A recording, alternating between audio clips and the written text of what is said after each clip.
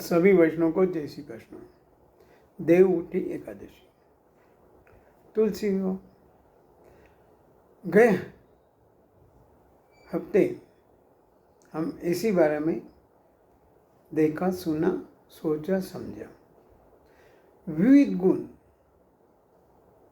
हमारे जीवन में होना बहुत जरूरी है, तभी हमारा भगवान से संबंध बन सकता है। सबसे पहले तो स्वच्छता, शुद्धता, पवित्रता।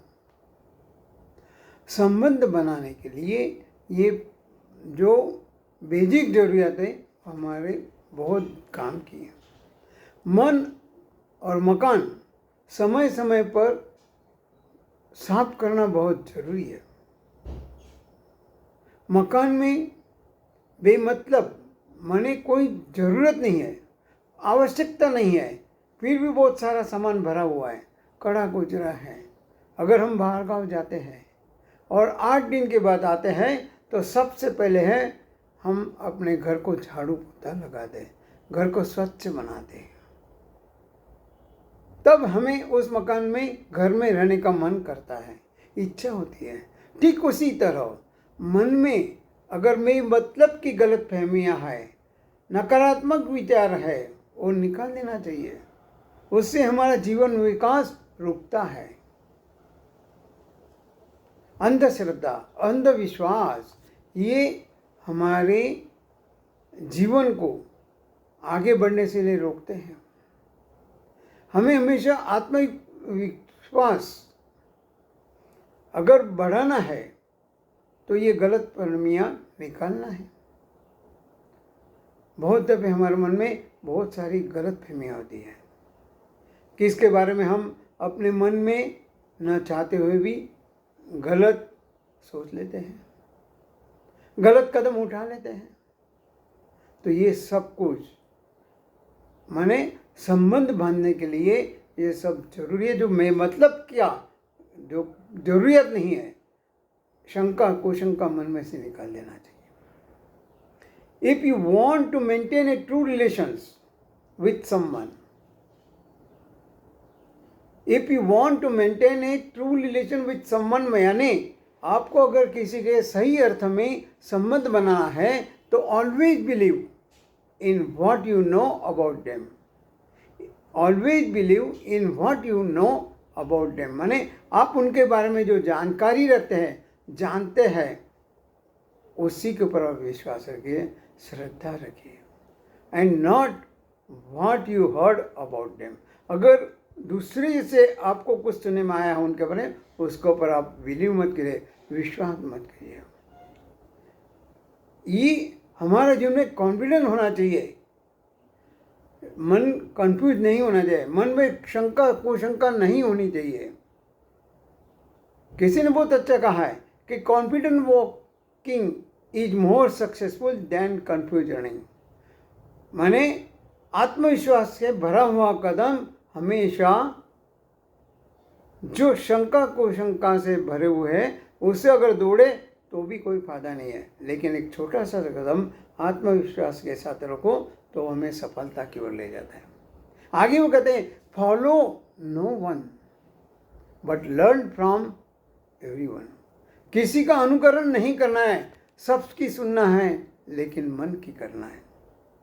सबको सुनो समझो, लेकिन करो अपने मन की।